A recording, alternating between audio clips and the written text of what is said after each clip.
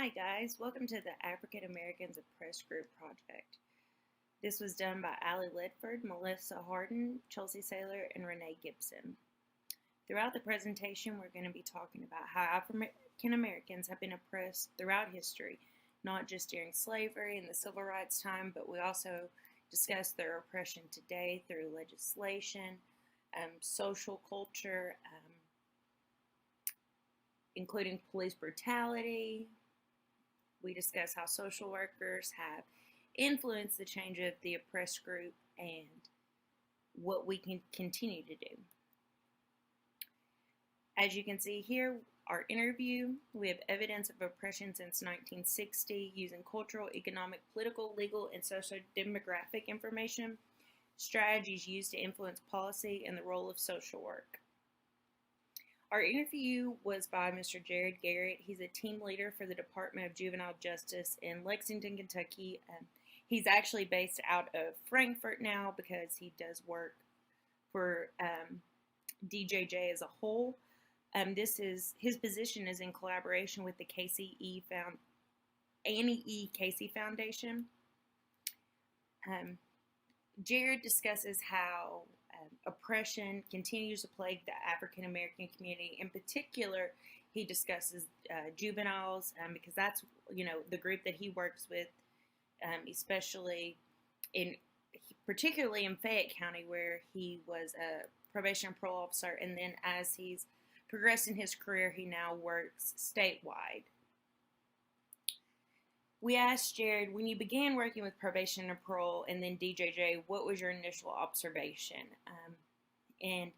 Jared gives us a perspective as a state employee that, advocates on behalf of African Americans and their oppression along with other minorities, but he's also giving us a perspective of an African American man growing up and things that he's noticed throughout his life.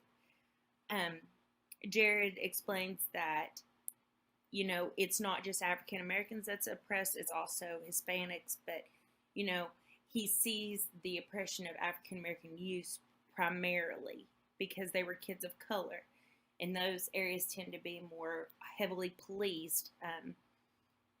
Interventions that may be used with Caucasian families or Caucasian youth aren't always used with African Americans, and that was one of his systematic issues that he discusses, that the reason for recidivism and why they perpetually continue to get involved with the system.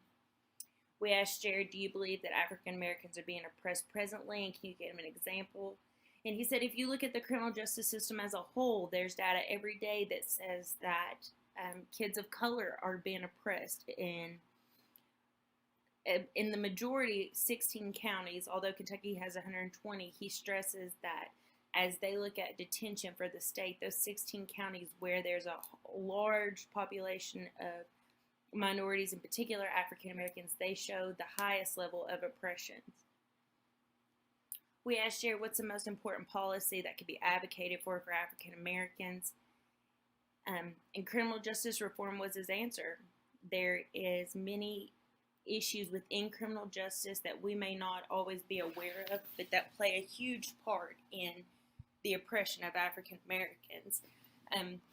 So we talk about this a lot, how the criminalization for marijuana, how that could be changed.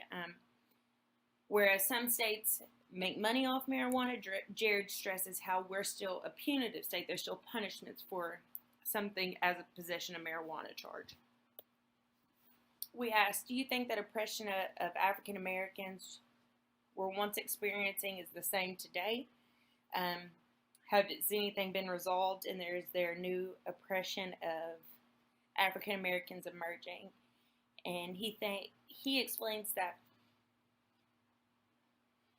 the oppression, although it may not be as in your face as slavery, it is still present, but it's covert. It's underlying racism. It's racist thoughts, the way you may be walking down the street, you see a homeless person that may be African American, and you grab your purse a little tighter. Or you're in a gas station and a group of African American young males come in, and you automatically, your senses heighten. That's what he means by covert. we asked, what else can we do to advocate for African Americans as an oppressed group? And the point he wanted us most to notice is that we need to listen. We need to understand where they're coming from, and take the time to hear their plight and their concerns. It's not about us deciding for them what their oppression is, but we need to hear how they feel oppressed.